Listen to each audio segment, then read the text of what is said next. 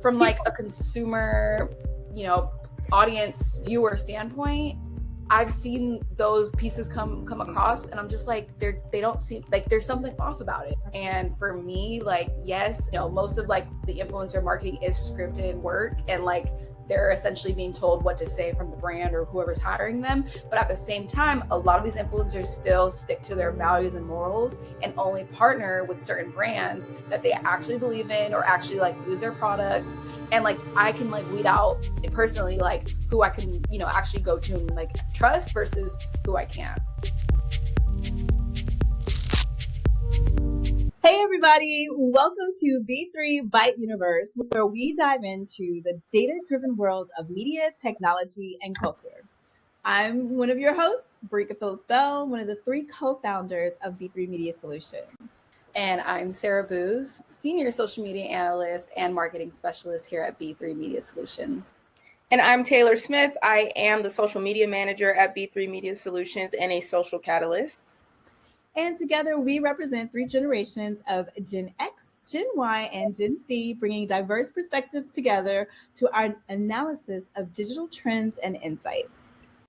And in each episode, we'll break down the latest in data, culture, tech, media, and sound bites that are shaping our digital landscape. Once a month, we will bring you all the bites. So let's dive into our 4th episode of Bite Sized. Let's get into it. We're almost 5, y'all. Oh my goodness. So the first thing on the agenda is Love Island USA. An exciting one because we've come to realize that Love Island is not just a reality show anymore. It's a full-on brand playground. Yeah. And everyone wants a seat in the conversation, us included. Right. But from the marketing standpoint, we just wanted to call out that we notice how brands are capitalizing on this reality TV show moment of Love Island USA, and the conversations are just escalating faster than a bombshell coming into the villa. Why? That's because of social media, and TikTok seems to be the main contender here for driving that overall conversation. So let's talk about it. I thought that we had a competing one though, right? Like it was either Love Island, because that is a cultural moment that's happening, but so is Labubu. The 2 L's. And I know, Taylor, Labubu is a thing for you. So I like the Labubu.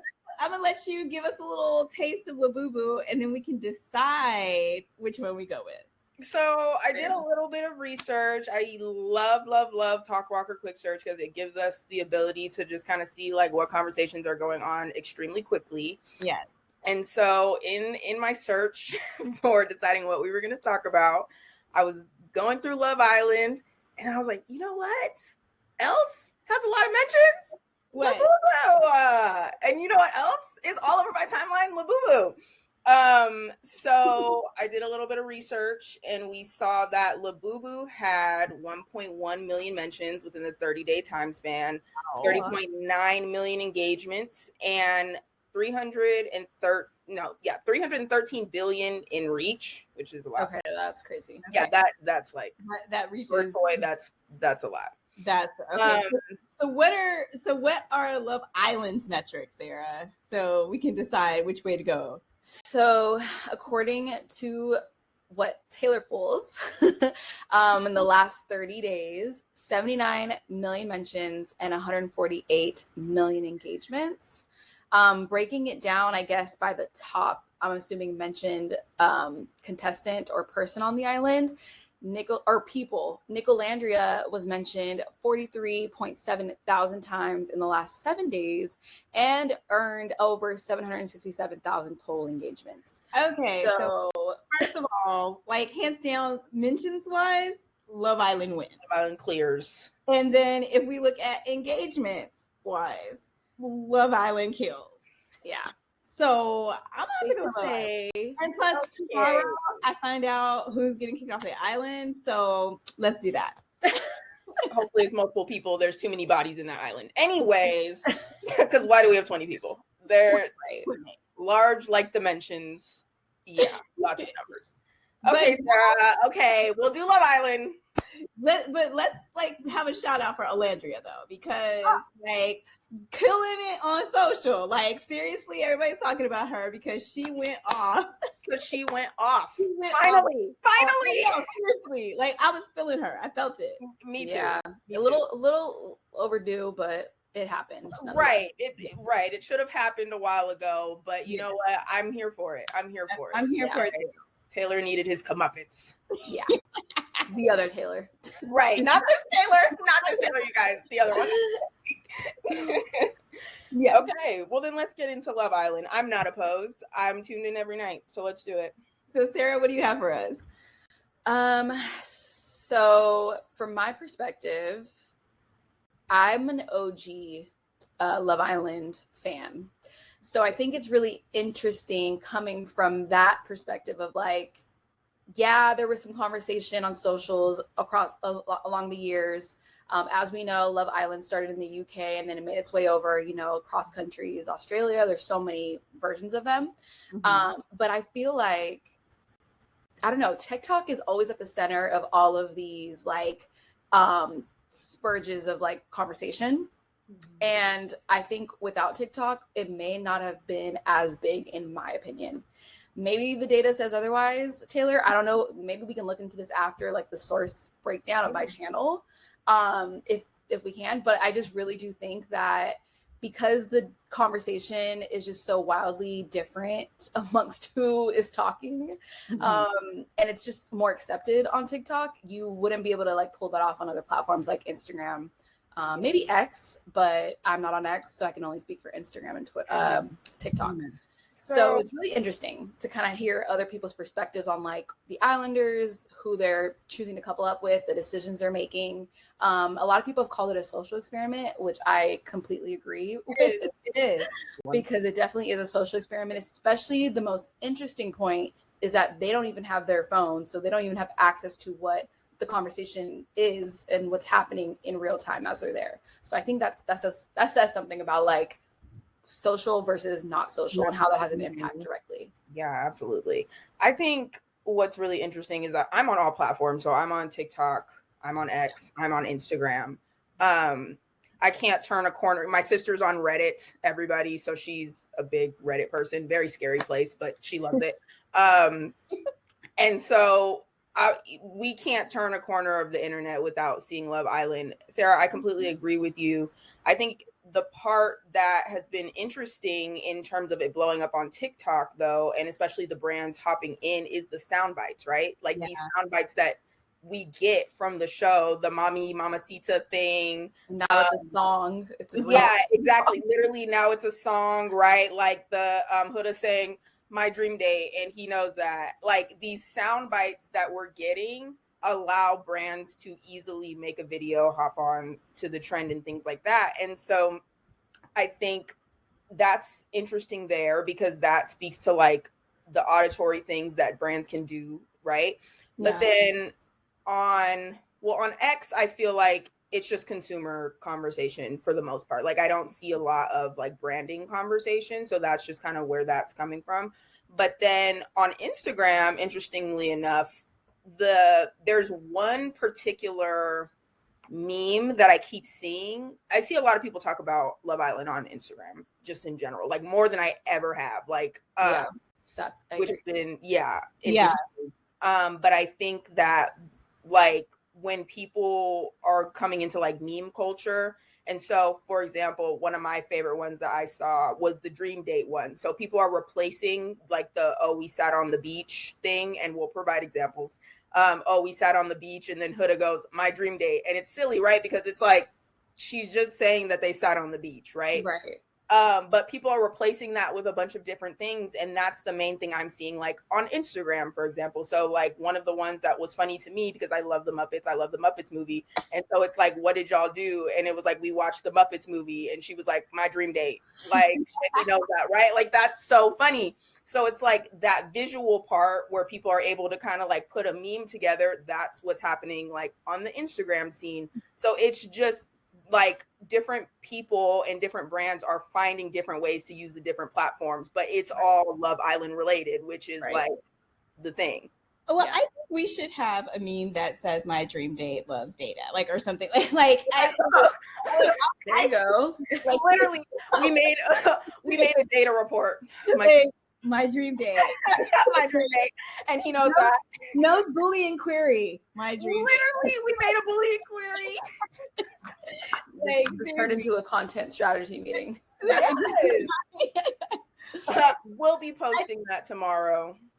But I think that, to me, what is really cool about what I see, like, not only are brands finding a way to like integrate themselves authentically. So like Duolingo has themselves like embedding themselves into the Love Island narrative, acting like cast members instead of, sponsor. Even the fashion that they're wearing, like having, first of all, Megan Thee Stallion on the show, hands down my favorite episode. Crazy branding moment as well, though. Exactly. But brands are just kind of like being they are inserting themselves into the chat and the conversation, and it doesn't feel like it's an interruption. So I just feel like I'm spying in, and brands that are supposed to be there kind of like are showing up. And it really is having a good effect on the brands that are participating. Yeah. So I think that's a really good note for brands to authentically insert themselves into the conversation, into even a television show like this.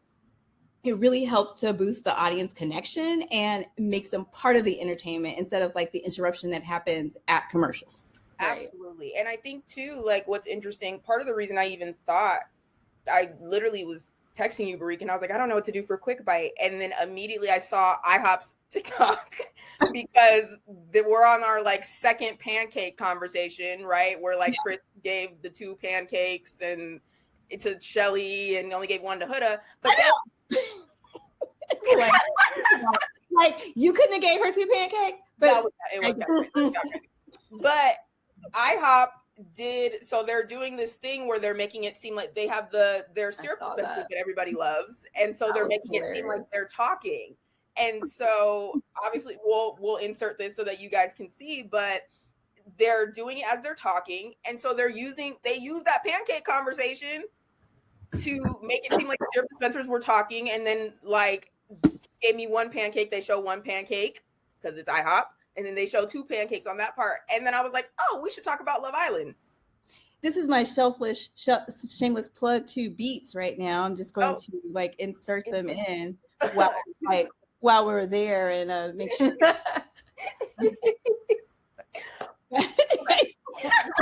was my integration moment. Exactly. Right. Brand placement. Right. But that's exactly what it is. And so I think that has been awesome. The brands that I've been seeing, the football teams coming in on the Nicolandria chat was so funny. That was so funny.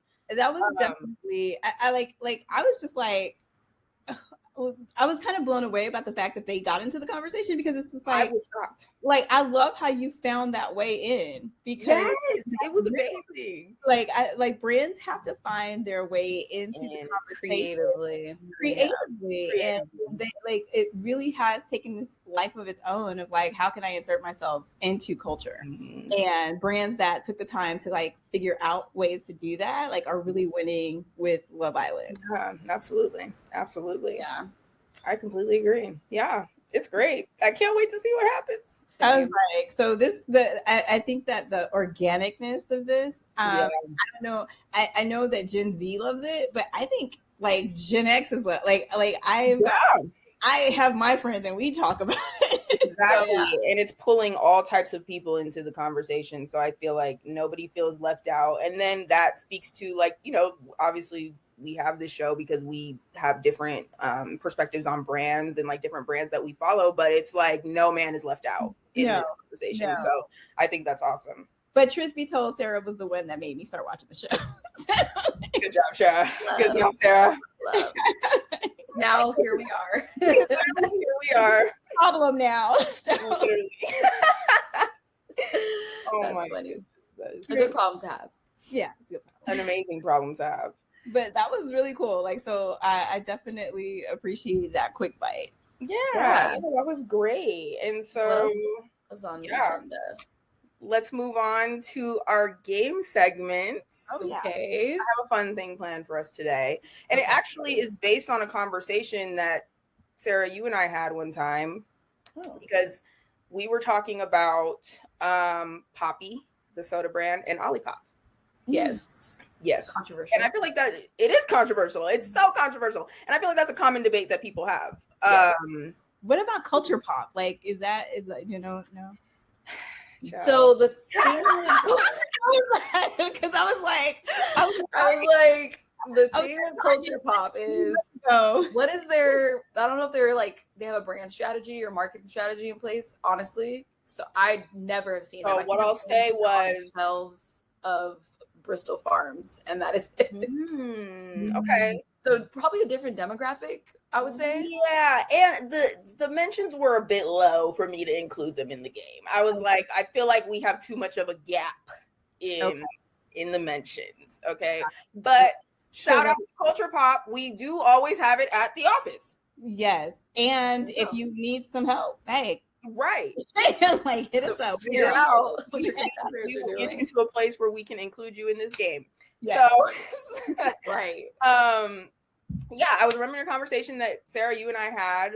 It was amongst when we were talking about what we wanted to talk about for a quick bite, and we were kind of like looking at stuff, and Pepsi had just acquired Poppi, and you were like, have you tried Olipop? And I was like, I don't know. I kind of stood strong on my Poppi because I love the cherry limeade. And so I was thinking, who really has the higher sentiment? Because some people really ride for Poppi, and others really ride for Olipop, and others just grab whatever they can at the store. So I'm interested to know. I was like, let's go ahead and use them in Sentiment Showdown. So Sentiment Showdown is a game that we will be playing today.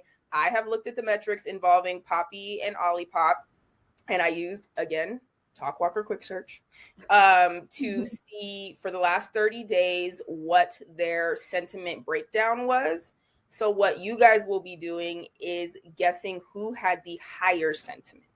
Okay. And then I will give you guys some key bits of information of what has happened in the last 30 days with the brand and what people have been talking about. And then based on that, you guys can make a hopefully informed decision. Challenge accepted. Okay, starting with Poppi. Poppi had 12.8 thousand mentions in the last 30 days. Okay, this is what's going on with Poppi. There is ongoing buzz from Pepsi's rumored acquisition, which is a true acquisition now. I just think it's not completely fooled through. So, ongoing buzz from Pepsi's acquisition. There has been a lot of widespread praise as Poppi as a fun alcohol-free alternative, even though it's a soda. So a lot of people still use it in terms of like just a fun drink that they can drink or something that they can mix with a mocktail. And that was like a big conversation. Okay. Lots of consumer chatter calling it the better tasting option among the prebiotic sodas. So people prefer Poppi to other prebiotic sodas. Many influencers featuring Poppi in their lifestyle and daily routine content, like a lot. And then frequent mentions across platforms in health-conscious data soda conversations, of course. Some chatter about the pricing and the ingredients, specifically that it is the more expensive option. Okay. And lastly, in the last 30 days, they did launch a gaming-focused market push to reach younger audiences. Okay. Yeah. Okay. Good? Yes. Okay. We're going to move on to Olipop. So, Olipop had 3.1 thousand mentions, which is significantly lower. Mm-hmm. Okay. So, Aldi, they worked with Aldi. So Aldi is the supermarket. Grocery store. Mm-hmm. Exactly. And it has it's notably accessible. So they just have cheaper options. So they worked with Aldi to have a 4-pack promotion that, so a 4-pack was $8.99. So speaks to affordability, accessibility. Amazon had a VIP box campaign with Olipop, and so they sold 5,000 PR boxes for 5 cents each to people. And so obviously within the PR packages, they were able to receive them, and there were a variety of sodas that they could try. Okay. There are complaints around flavor inconsistencies and digestive side effects, which I also remember because Sarah, you did tell me that Olipop had less fiber, like notably less fiber. So that tracks. There also is continued discussion from February of Olipop's position in. So Poppi had a Super Bowl commercial, and it was about the vending machines. Then it was found out that the vending machines were like $25,000, which kind of spoke to the inaccessibility, right, of Poppi. And Olipop continually commented like on Poppi being the less favorable and less accessible soda, kind of positioning themselves as the people's champ and like amplifying Poppi criticism. But like it wasn't like consumers were like, oh, Olipop is the better one. They were making those comments themselves. Got it. So there was like further chatter about that. Okay. That was a lot of information, but that is the chatter on these two prebiotic soda companies. So the first question I will ask you is, who has the higher who has the higher positive sentiment, Poppi or Olipop? I'll go first. I'm gonna stick by my soda side and say Olipop had the higher sentiment. Biased, but Okay. The first one was Poppi, Mm-hmm. and the second one was Olipop. So I'm gonna go with Poppi. Okay. Okay. As the Do we higher. have some reasonings, or it just was based on the information we took in? Because that could be it too. for me, what I'm going to say is a big factor that I'm just like thinking is going to outweigh everything that you just stated in terms of like the positives for Poppi is the whole Pepsi acquisition deal. Because I personally saw a lot of chatter on both platforms, Instagram and TikTok, around that and how like that kind of defeats the purpose of the brand and the whole, wellness appeal and all that. So to me, that is a direct negative effect for consumers, So that's kind of like, aside from the biased, that's my second biggest reason for why I think that. No, I think those are great reasons. So I'm going with Poppi. And that's simply because, like, while I understand Pepsi really has driven a lot of negativity after they moved away from DEI practices, and people were very upset. And the fact that once they did acquire them, people felt like they sold out.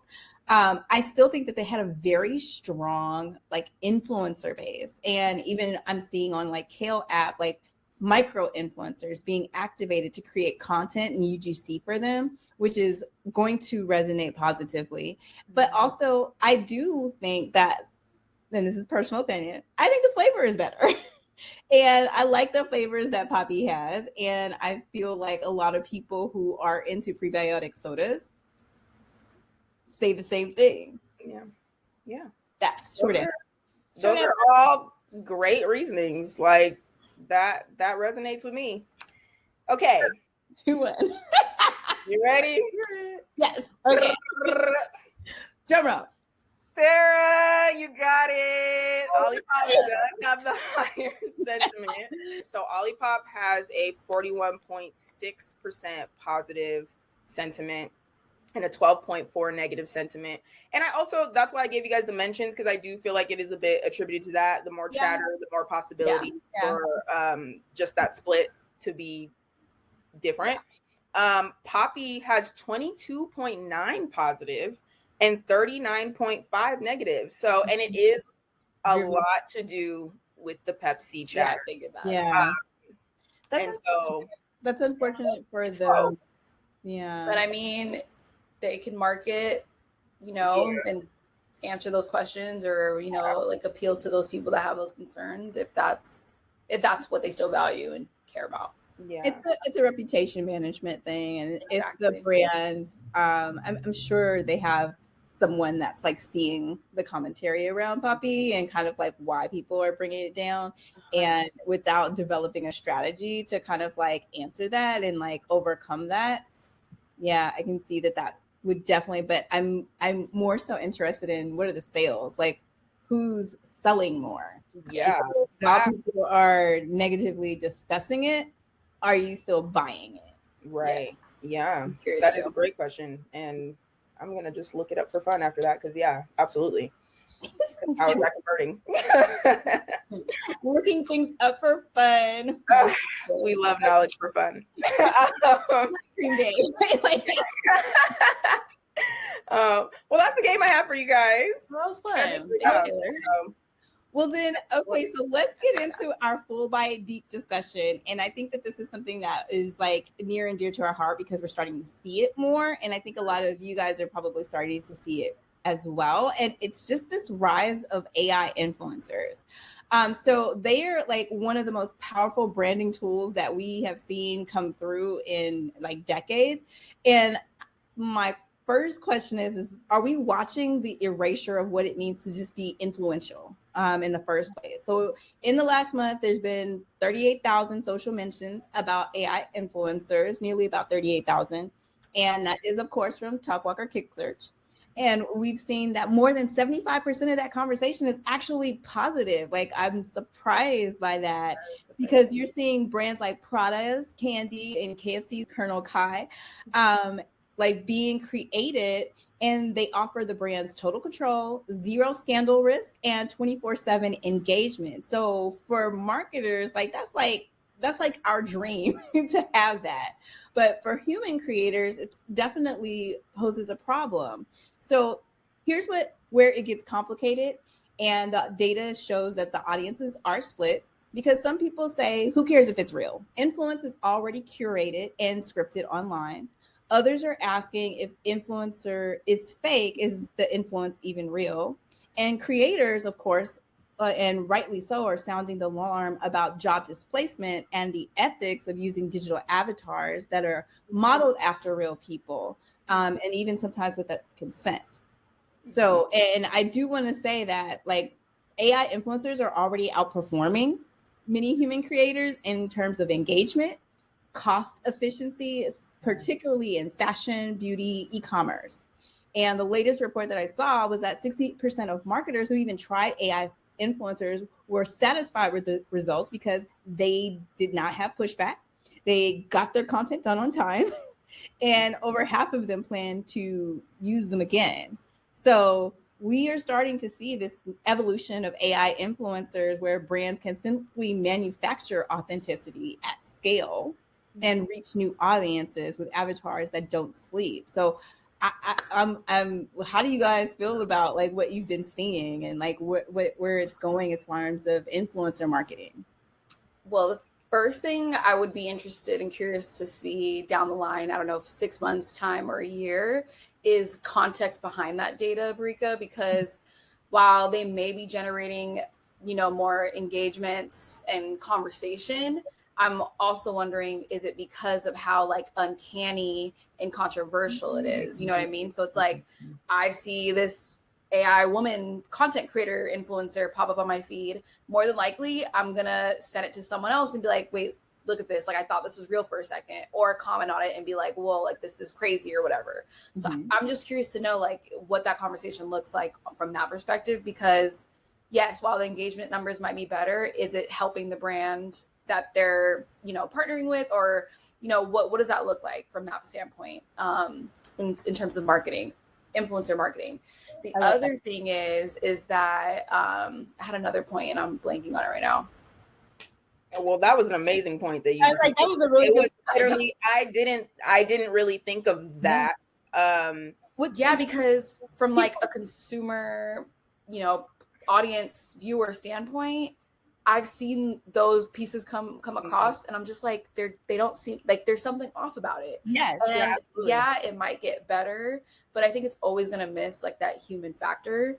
Absolutely. And for me, like, yes, there some, most of like the influencer marketing is scripted work, and like they're essentially being told what to say from the brand or whoever's hiring them. But at the same time, a lot of these influencers still stick to their values and morals and only partner with certain brands that they actually believe in or actually like use their products. And like, I can like weed out personally, like who I can, actually go to and like trust versus who I can't. Yeah, but a lot of people So can't. And so what I was seeing on TikTok were a lot of people like sending AI generated ads to their mom or to their, to especially the older people, yeah, like they aren't able and as quick Right. sometimes to determine and decipher whether this is real or fake. And so to your point of engagement, I think that that is interesting because I've sent stuff to people and said, this is AI, this is so fake, look at this. yes, And that would be, that was a very treasured action of I saw a post, I sent it to someone and shared it to them. That counts as a share. So that was a very active engagement. Mhm. and they clicked on the link and viewed it. So double Exactly. the engagement. So exactly. So you're to your point, like, and that it's truly phenomenal, truly brilliant. Though, is what are those actions really saying? Even Right. though it's been very positive. Yeah. And I do think that like it's interesting because I feel like we're in this rise of people very heavily marketing to Gen Z, right? Yeah. Like we just talked about Love Island, and even though we just talked about how it is spanning across like generations, it really started with Gen Z. Yeah. So and we talk about that often here on Bite Size. So I feel as though I'm curious to see. I think it's uncanny. I'm like uncomfortable with it, right? But I'm curious to see, like you said, Sarah, how does that longevity happen with Gen Z? Because I feel like we're the ones really buying things like that. Right. Like I feel like when I think about who influencers are for, Right. I think about Gen Z, some millennials. I feel like older generations don't really need influence to buy things. Like I think we're kind of getting into it, but it's not as much for that audience as it is for us. 100%. I would differ in that opinion Okay. because I feel like as you get into different stages of your life, Mm-hmm. like you look for like for instance, like I was looking for like other women that have short hair and how they maintain their hair. And so I look for influencers that have natural hair care and how they cut it and how they shape it and how they take care of it.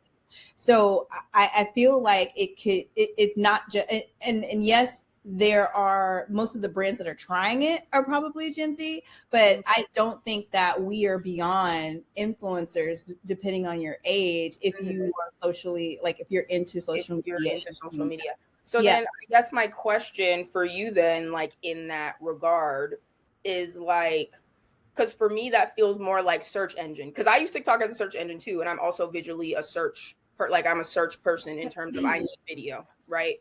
Um, so it's like, how do those things differ? Like an influencer saying like, "Hey, buy this Poppi," versus like, I need to know how people with like, for example, my same hair type do their hair. You know what I mean? Like, do you think it's going to extend into that type of thing? Because not how could it? Clearly, things can happen. But like, you know what I mean? Does that No, make sense? I definitely feel like they could have generational Mhm. avatars that you have a woman in her 40s, they have this product that is specifically geared to, or women that are menopausal, or women that are looking to to like do their facial routines and things Mhm. like that. You could have different avatars that are set up and created for those purposes to market to women of different ethnicities, different ages, Yeah. different stages. Yeah. I think that that is entirely possible, but I just think right now brands are really hot on Gen Z, and the more risky brands, the ones that are putting themselves out there, are dedicating it to them because they think that you'll be more receptive Receptive. than Yeah. older Well, audience. that's what I think Taylor was touching on, is that Gen Z is more, they like they're the over consumers. Yeah. And I think we've talked about this before, not in bite size, but like in like one of our blog, posts down the line, where we overconsume, like Yeah. and TikTok again is to blame for that, because like every other video, it's TikTok shop, like Yeah. post, and it doesn't look like an ad. It looks like a regular Yeah. lifestyle, content piece, but at the same time they're trying to sell you something, and they're making it to the point where you feel like, oh my gosh, I need this. Exactly. And it's on sale, like, you know what I mean? So it's like you know, we already know, like, it's all like gimmicks and all that, but so I think, to Taylor's point, like, I do see it kind of being more targeted to the Gen Z demographic versus like older demographics, because I don't know, they just don't fall for things like that. But I mean, they do, you know, they are easily influenced still, just not as, I guess, much as the younger generations. I think one point that like we didn't really touch on is like how they are creating them, because like as an actress, I know that I've seen castings where they're like, we are looking for people, like actors, to come in and do an avatar, and I don't know if they're using, like, they're asking for your voice, they're asking for and wow.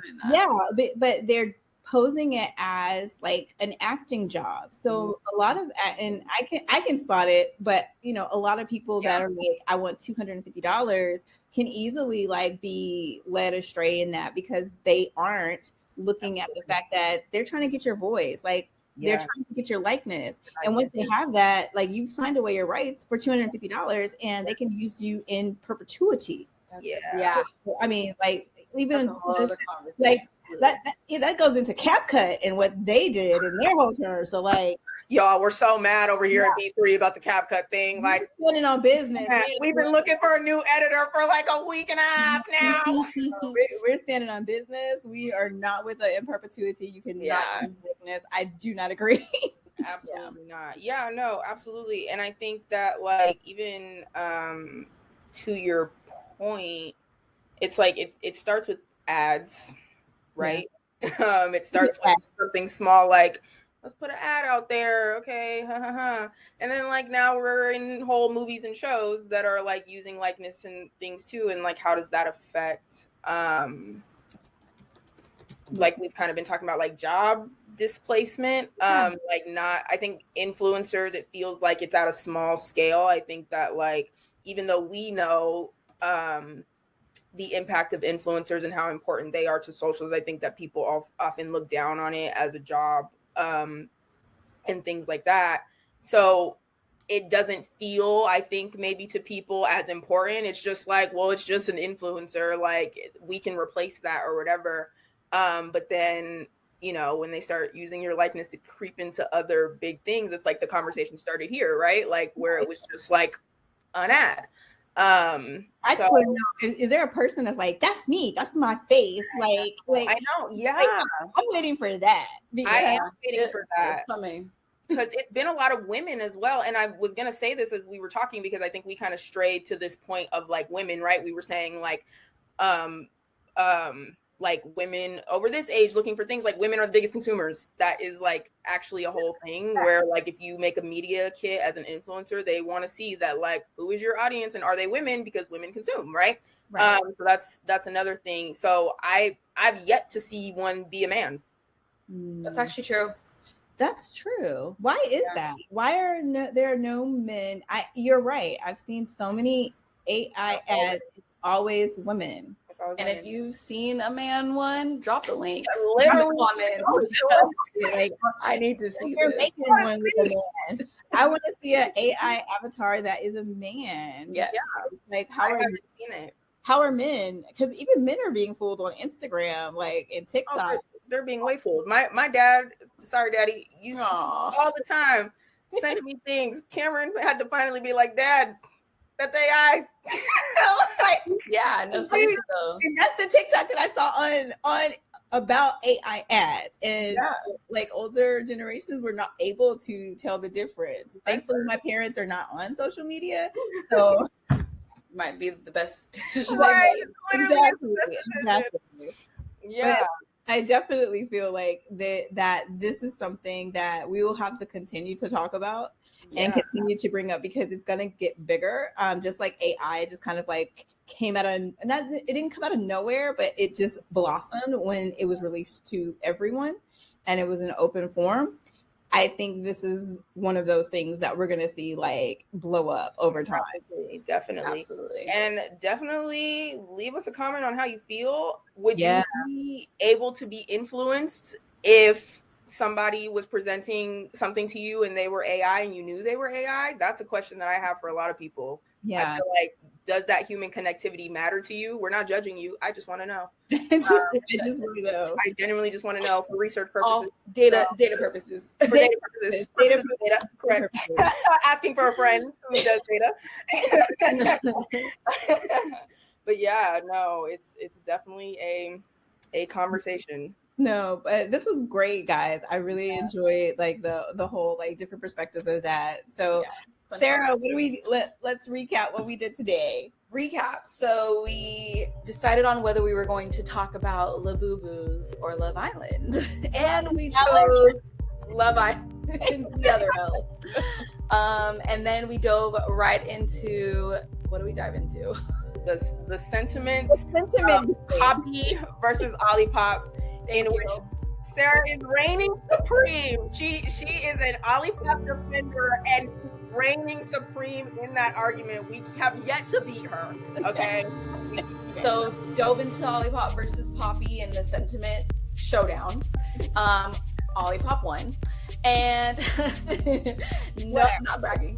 And then we talked about AI influencer marketing and what our thoughts are on that, where we think it's going to go, and just, tracking it and seeing what happens. Kind of scary, guys, but so that is pretty much our recap for this episode, and I will pass it to you, Taylor, to finish it off. Yes, absolutely. Before we wrap up this episode, we would love to hear your thoughts. I feel like we talked about so much.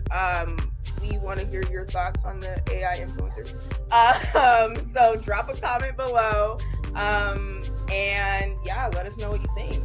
And if you have any other questions or want us to dig into data and bring that to either Quick Bite or our Full Bite, please let us know. Thanks for tuning in to this fourth episode of Bite Size. And we will see you here next month for another Bite Size Deep Dives, where we will bring the tea and data once again.